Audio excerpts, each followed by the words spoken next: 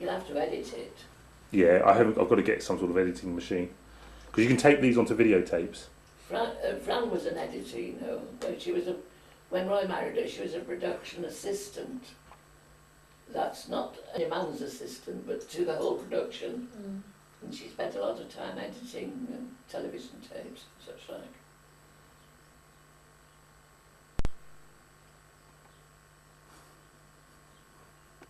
She's out cold.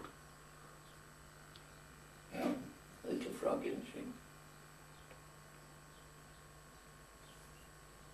I wonder what she's going to think when she looks back at all this. When she's old enough. Because that'd be great. Can you imagine if you had these? Like, you'd be showing me pictures, you'd actually have proper talkies.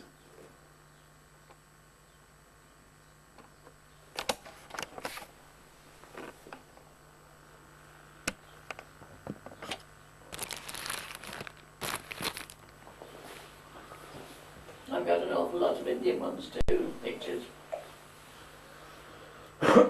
Which he doesn't put the names of any of the places. But I do know most of them. Swan. Did you hear that? Is it next door? Did they keep geese again? Eh? Was it goose or what's... Well, we did see the heron once, so. Oh, what sort? A heron? It was on a house. It was just flying over Forest Hill for some strange reason. Didn't it land in our garden? No, it landed on the roof opposite. Oh, what was it? It was a heron, I think. No herons around here. No, but there was one on the roof. It was really weird. Well, she'd had your camcorder then. Are you sure it wasn't a stork looking for someone to build a nest? It could have been a stork, but... Herons usually are found where there are fish ponds. But I don't know where it was coming from or where it was going. Well, they missed their You way. didn't ask it, did you? No, I should have It's done. all this global warning, isn't it? They missed It was their way. probably a stork, and there's probably a woman inside that house, and she's pregnant now. Oh, God. The trouble some people go to.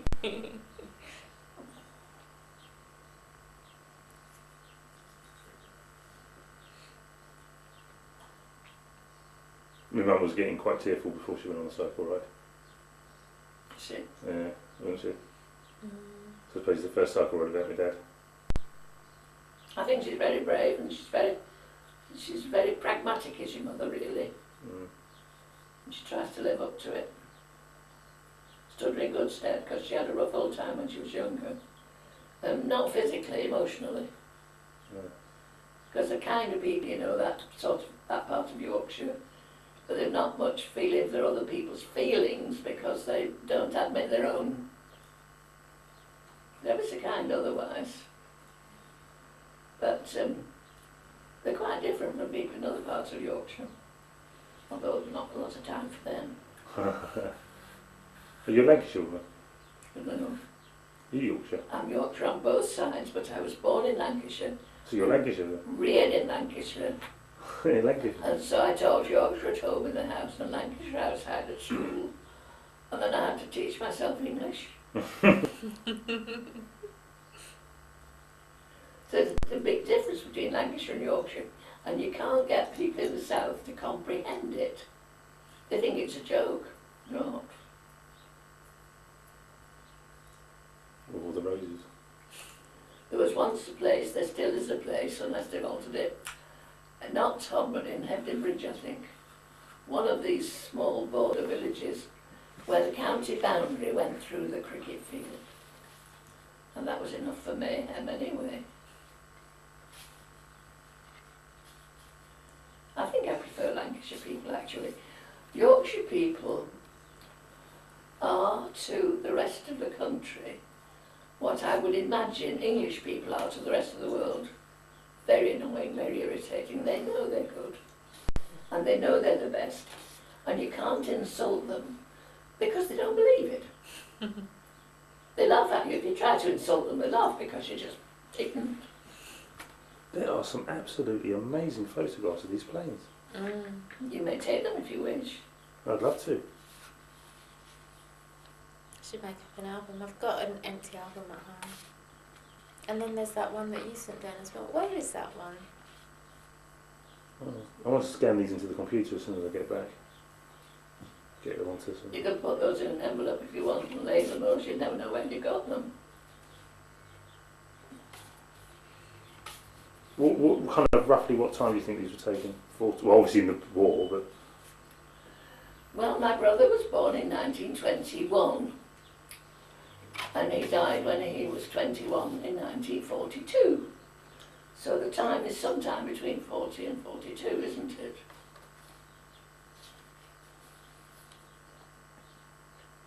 I'm going to learn to fly a helicopter. I think he went in 1940 when he joined the Air Force.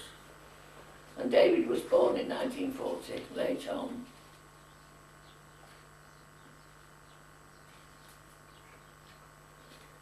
He trained to fly Spitfires and Hurricanes, not bombers. Bomber pilots were always older.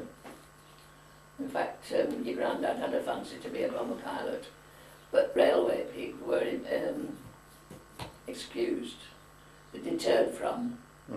If he wanted to leave the railway and join the Air Force, they wouldn't let him. Oh, wouldn't they? No, because it was essential. The railway transport was essential. Because they were moving troops and moving guns and moving everything on railways. See? Pat was a bomb pilot, wasn't he? Yes. I think he was. He ended up as an instructor. My brother had the chance to be an instructor. And typical of a young man. We thought they spent all this money training me, I ought to give some of it back in going fighting for them. And if he stayed as an instructor, he'd have remained alive, I suppose.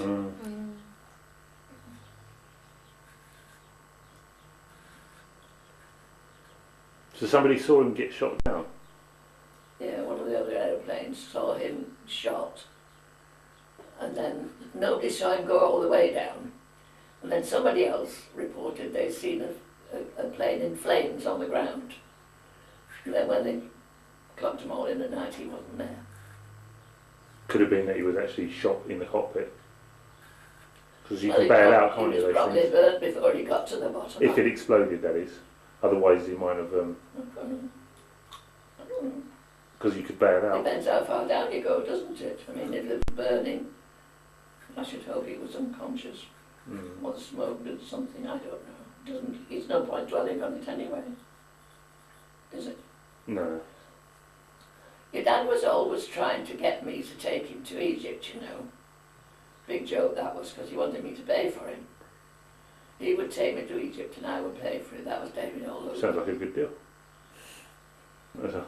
And I wanted to con him and to take him to Al Alamein to see my one day. You know what they did? I can't think where it is. I think I must have given it to Peter. They sent photographs of the name, of the inscription of the name. To everybody who's got a name on that thing will send a photograph of the name, surrounded by bits of other names, you know. It's an amazing job. So I thought I'd better go and have a look at it. Just like your mother when she had a grave for her father in Poland. He was only 20, wasn't he? 20. Look at all his descendants. Her as well. Of course. There'll be more for, as well as her. I mean, Paul hasn't started yet. One hopes. Yeah.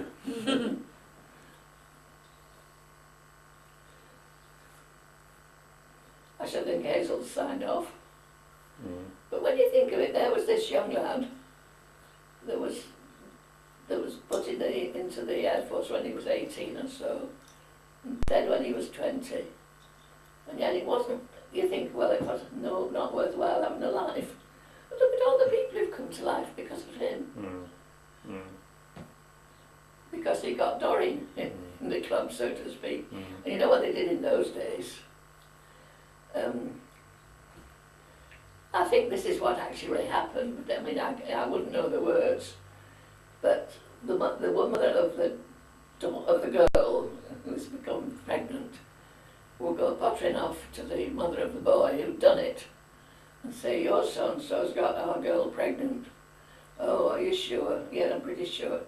Well, we better get them married then. That was the answer, you see. And Doreen, he can't get married till he's 16. And I think Doreen was 16 and 2 days when she got married. In the nick of time. And then Audrey was on the scene. She only just managed it, so Audrey was born in wedlock. Mm. The rest of had to wait until she was old enough to get married. But your mother's lost most of the things she had. You see, when Audrey got married, I think her mother gave her the things to do with her father, with this boy. You know, she had a picture of him, and she knew where the grave was. She said it beautifully looked after all that she is. Yeah. I saw the photographs. But the Americans are weird. They took all their bodies home, the ones they could collect. They've no American war graves here. Mm. They carted them all back. Isn't it weird? Americans are weird. That Hero's Welcome they gave to those pilots the other day. If he'd ever had any sense at all, I get so cross with him in the middle of the night, you know, when I'm feeling a bit sad. Mm. And I call him all sorts of stupid names because he was stupid. A man who was supposed to be having a pacemaker, he should have had that before he went swadding off to Turkey, shouldn't he? Instead of saying, I'll have it when I come back. So that meant there was something mental here that he wasn't acknowledging the fact. He must have thought they wanted to put one in for practice. It's very strange. It's an attitude, and I'd have been scared to death to do anything till I had it in. Well, there's that last drink we had down in, well, the last drink you had was in the Broccoli Jack. And it was a strange one, wasn't it? Because he brought us dinner, didn't he? Or we had dinner. No, we had dinner in the Wimpy and Lewisham and met your dad in there. We were in there for a few hours, though, weren't we? Yeah, we were. And what was he kept crossing between saying he's worried about the hospital because he could die, and then saying, well, it's all a load of bollocks, we've got to die at some time anyway, so it doesn't matter. He didn't kind of really want to do it though, did he? No, he didn't really want to go to hospital, did he? He was frightened of dying. But then he'd flip round and he'd say, bah, who cares, you know, you've got to die someday anyway, blah, blah, blah. But he didn't think he was going to be that quick. No, I don't think so. It probably wouldn't have happened then if your mother had been there. I think he lost his temper with Jill. Oh, that nutter. Well, she is. No, I don't, yeah. She upsets me. Not through Dad dying when she's there, just genuinely always. No, but she might have provoked him into losing his temper. Because he did indulge in himself sometimes, you know. When he went into a rave, he was enjoying it. And he kept on because he was enjoying it. Deplorable. It's the Welsh in him. He knew it was the Welsh in him. I had a nice screaming argument with him, didn't I? You've not got any Welsh relations, have you? No. Count yourself lucky. You have now. Poor little soul. She's about 1/8 Welsh. You watch out for it. They're brilliant. You know, your dad used to know when he was telling tales, because he and most Welsh people do not know when they're speaking truth and when they're telling lies. Now that's an English person saying they're telling lies. They say they're not, they're romancing.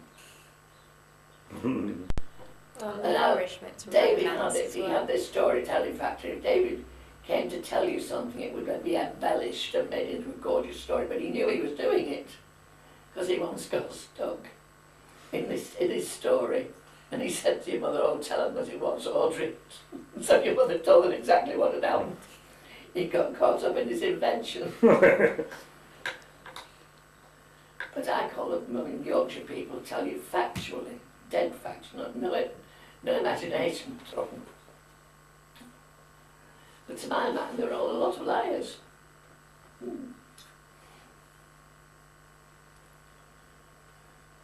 was going to ban him from seeing Kiana, wasn't I? You don't mean it. Ban my dad from seeing Kiana. I threatened him because he told me we had an argument over a television programme because he came in and started moaning about it. Oh, well, and I it was said, a bit high-handed.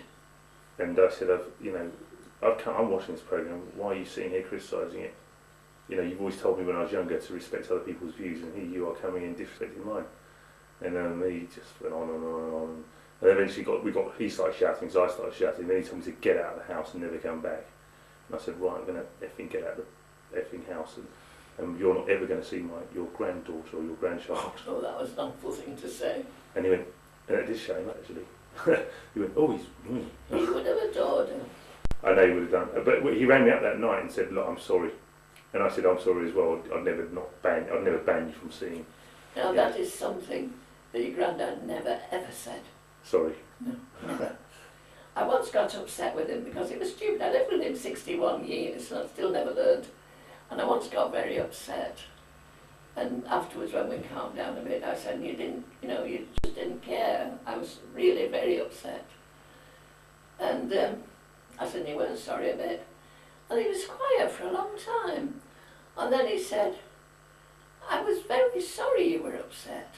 I didn't mean to upset you. I was very sorry about that. But if I thought what I said was wrong, I wouldn't have said it.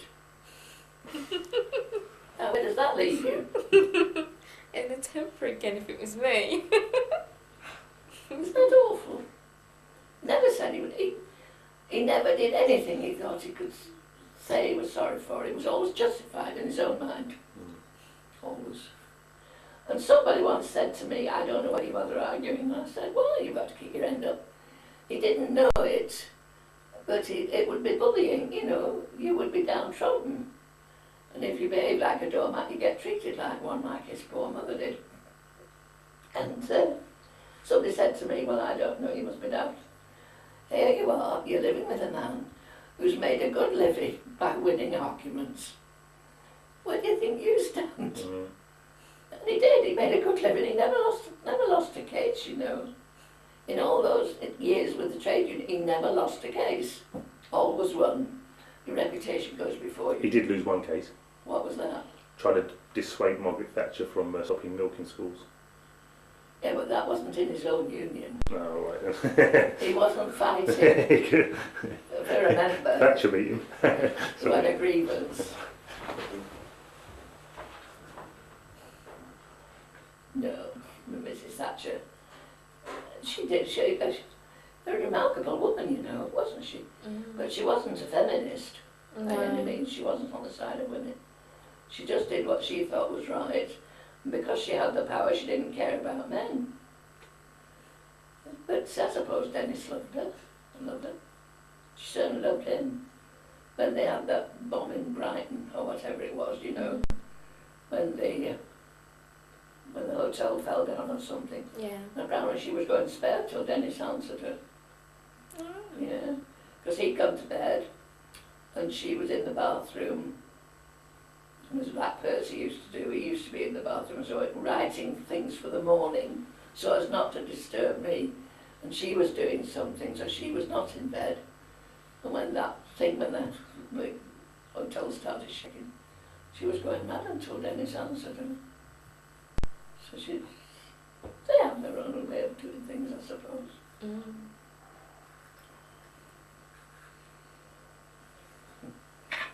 She's a little frog, isn't she?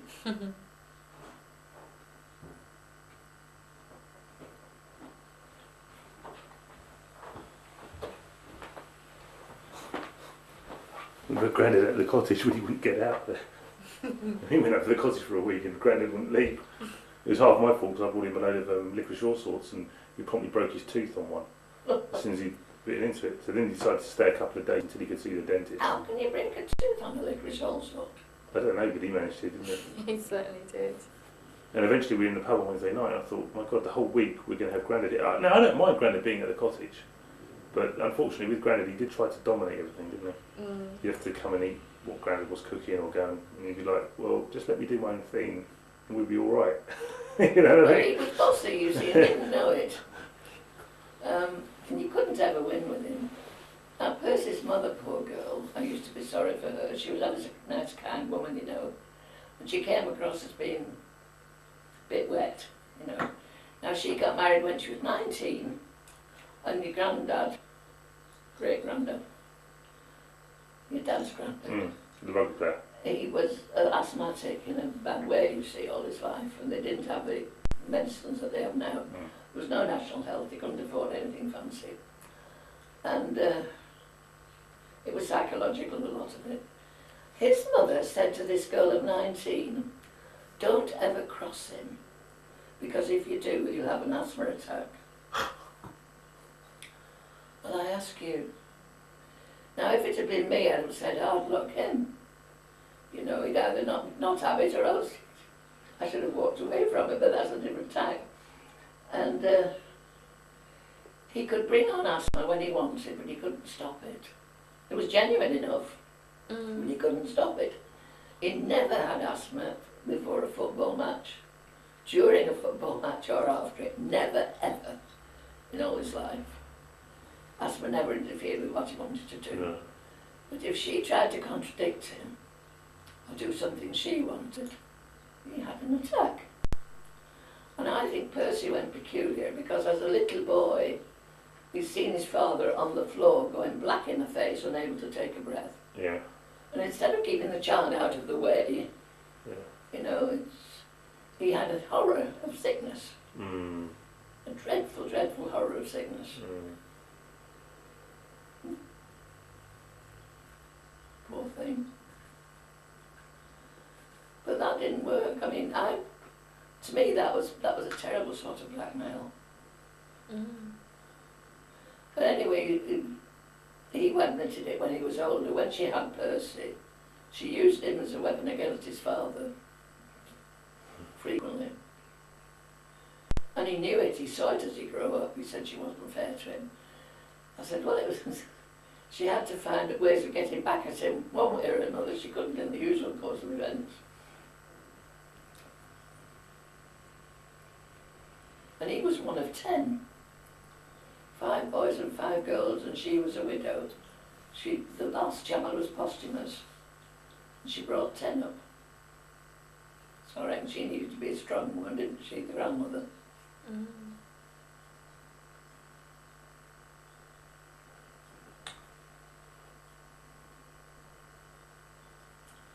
But that was South Wales. Monmouth, actually. Do you know, when I was a girl, the geography books that we had in the primary school were England, Wales and Monmouth. And Monmouth was considered to be separate from England and Wales. It was a buffer state.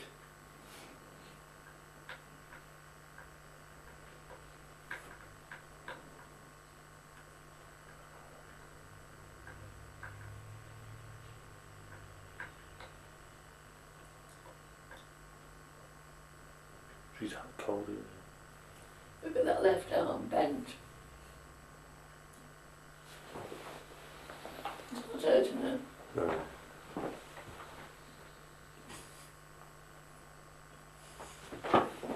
What she's going to grab to be? What she's going to grab to be?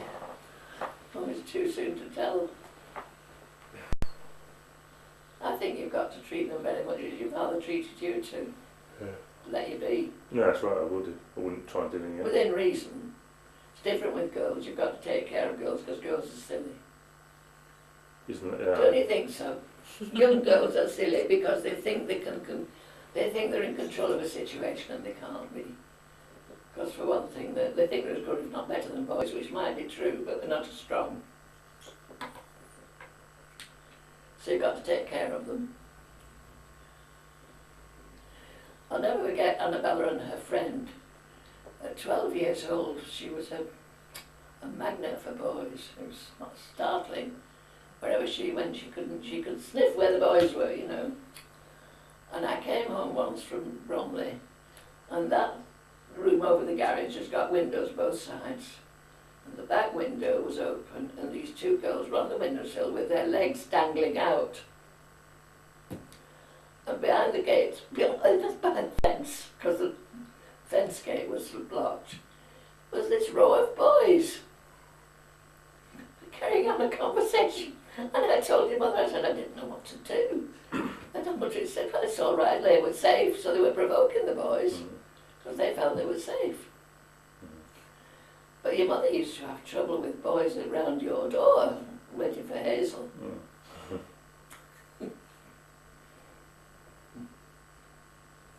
But they had rules for Hazel, which worked very, very, very commonsensical rules. So that as she was coming home, she had to walk on the house side, not the pavement side, not the road side. And if anybody stopped her, alarmed her, or spoke to her, she'd to knock on the nearest door, you know, and ask could she phone, and they'd come for her, or words to that effect. And then if she wanted to come back from a party, she'd either got to come with a group of girls, or if she came with the boy must come in to have a coffee so they could have a look at him. Which were not terrible. I remember Pat Percival telling me about his oldest girl when he said, I want you home by midnight. That means you leave the party at 11:45. It was local, you see. Well, it wouldn't be over. Still there. All right, he said, if you're not home, I shall knock on the door for you and say I've come for Jennifer. Oh, Daddy wouldn't. Try me. No argument. You try me. She was home. About 3 minutes past 12, just to show. But you have to be careful with girls, really. Till they grow up. Because when they're about 19, get a bit of sense when they're about 19.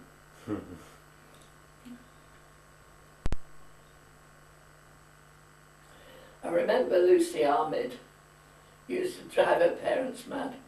She had a boyfriend at one time, and I don't know whether he couldn't speak English or he put it on. But you know that terrible, terrible South London dialect.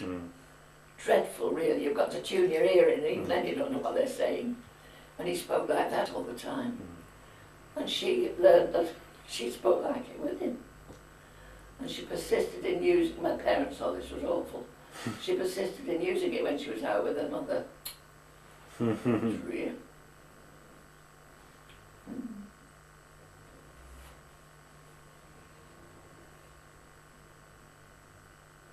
Do you notice the difference in accent down in Rochester way? No, it just sounds like South London to me. Well, there was a difference in Maidstone when we went to Josephine's christening. There is a faint difference. There is probably. I don't like it, that Kent accent. Well, that's only West Kent. Yeah, okay. Because I knew a girl from Snodland, and I can always tell when anybody comes from Snodland, you know, because it was quite different from South London.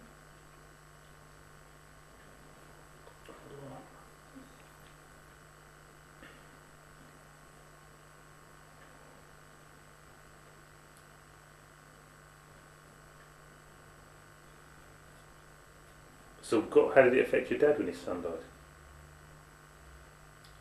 Who? Your dad? My dad? Yeah. Badly. Very badly. So at some stage in the house there was two men in uniform? Yeah.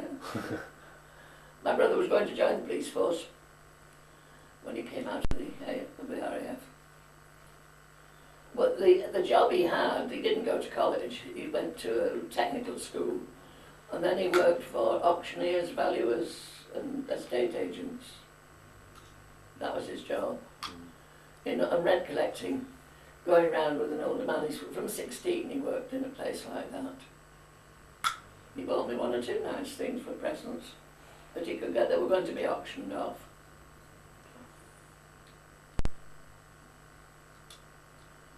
And then my dad got it. He didn't ever have a car, but he got my brother driving lessons. Not me. Boy had to learn to drive, not girls. It was terrible the way girls were treated in those days. Dreadful. But before my mother got very fond of your father, you know. Well, not your father, your grandfather. Percy. But initially, my mother was telling Percy, when we got to the stage where he was taking me home and seeing me in, or calling in and waiting for me, my mother was telling him all my bad points. Telling a young man, she can't cook, and she can't clean, and she can't do this, and she can't do the other.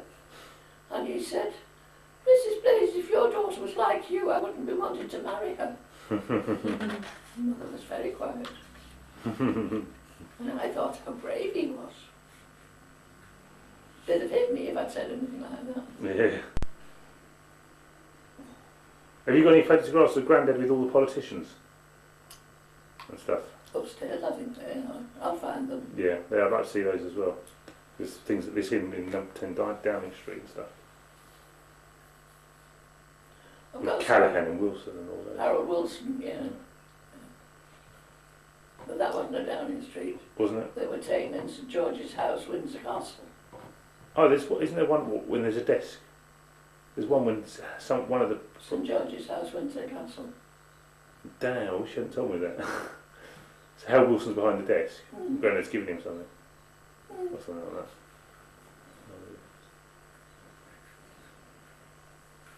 I don't know where half the things are. I'll do that though. The point is, your mother laughs at me a lot, but then she's as bad as I am because she's not trying to do things wholesale. I see things and I'll file them away, put them safe. Then I can't remember where I filed them. And I say, well, I know I've not lost them, and I know I've not thrown them out. They're hiding. Sooner or later they turn up, and the same thing happens again. So I will get a cardboard box and I will put Stephen on it. Mm. Excellent. And then you can examine it every time you see me.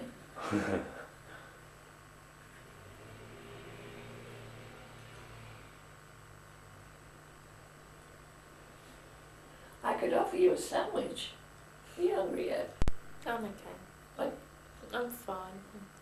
it's awful when you're catering for yourself because if I shop normally, I'm eating the same thing 4 days a week and it's boring.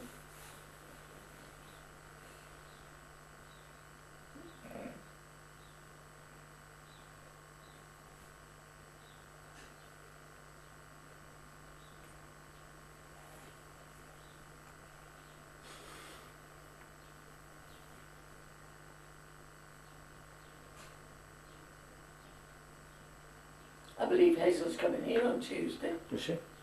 She hasn't told me. I just told your mother. But she wants the other wardrobe.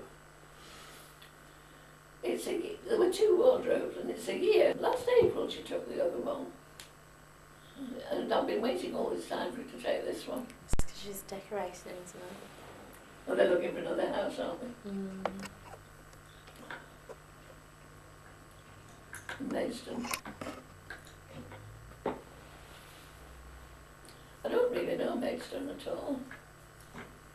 Do you? Because when we lived here first, Bromley was in Kent. And you can hear a noise, but what is it? Just dolls. It's not. I thought my mum might have suddenly sneaked up. You see, when Roy wanted a grant to go to art school, he had to go to Maidstone to be interviewed. Because Bromley wasn't in Greater London then.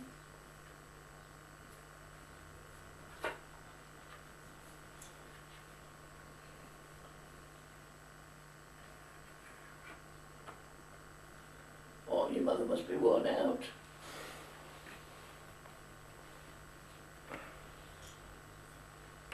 You can't cycle, can you? Maxine can't ride a bike. Hmm? Maxine can't ride a bike yet. Yet. You can ride a bike, can't you? No, I never learned.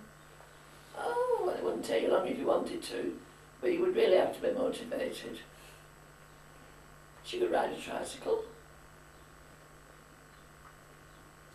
Your mother used to pass a person she knew once, years and years ago when she was going to work or coming back from work, a woman with a tricycle and 2 children sitting behind the seat, between the back wheels, facing backwards, toiling backwards and forwards. 2 kids.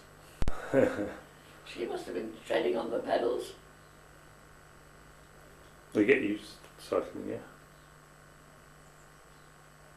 No? No, it's just that we were doing that once, remember? And I only remember one trip What was that? out in the woods. Where are you? Where are you?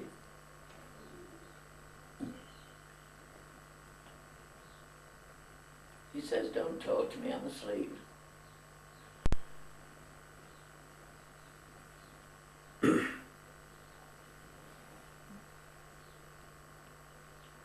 She's got your bony knees into her cheek.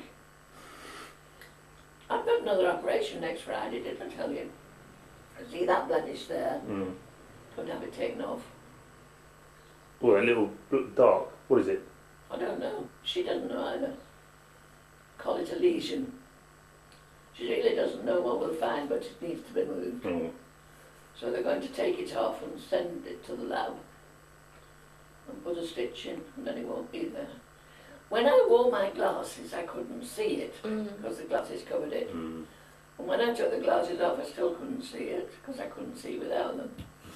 But when she did my cataract, I said, "Oh my God, you know, I thought that was a blackhead, I'll have it out." The greatest squeezing blackhead. And then they said, no, they didn't know what it was. So she said she'd see it when the operation was all right.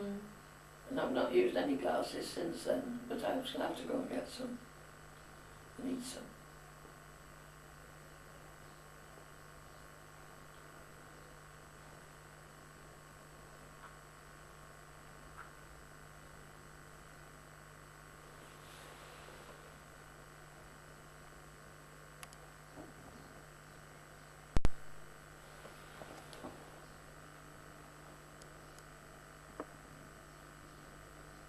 Did you live in Greenwich when you were born? Sorry? Where did you live when you were born? In Lewisham. Lewisham? Yeah. But you still went to Greenwich to be born? I think they just sent my mum to Greenwich Hospital anyway. I don't know why. Must have been nearer than Lewisham Hospital then. I don't know why they did that because Lewisham is closer than Greenwich. Like even my sister, she all her kids were born in Greenwich Hospital as well.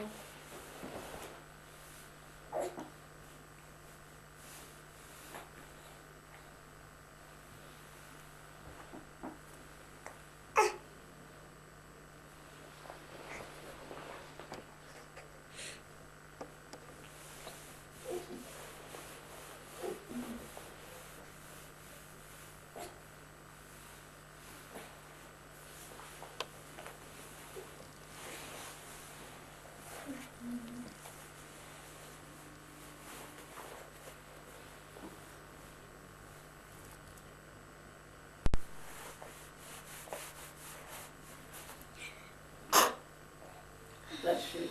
Thank you. Hello. Kiana. Just waking up. Hello. Oh. You're painting on a crease. What's that? Yeah. That's better. Yes, that's better.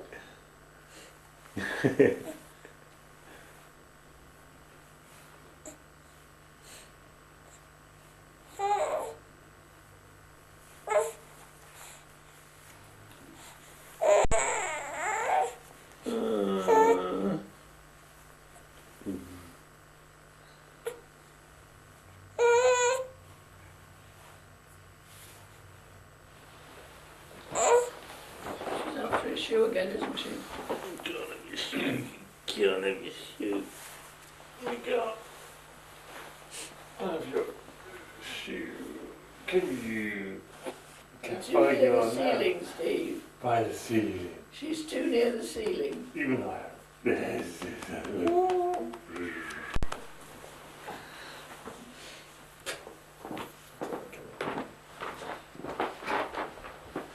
Chicken and sweet corn.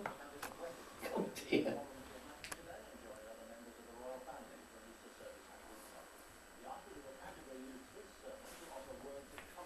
Well, that's something that Granddad and his brothers would never ever do. And that was eat with a spoon. No. They would not. They were a year old before they ate with a spoon. It's disgraceful. Well, they didn't care for it then.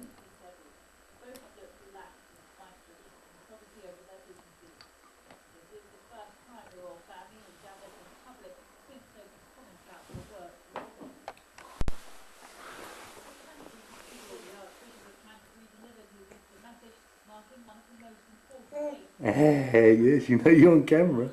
Oh, the Archbishop of Canterbury, doing his thing Oh. for Easter. It's a great game. No wonder actors and parsons are brothers frequently. Same job, isn't it? Dressing up Mm. and acting.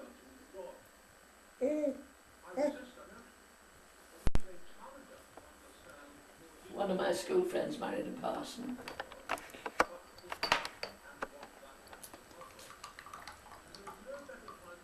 He was with the Canadians at Dieppe when they came back from France to England. Oh. And he was, because he wasn't an officer at all, he was a curate at the time, he was a student parson. And he said it was just his luck.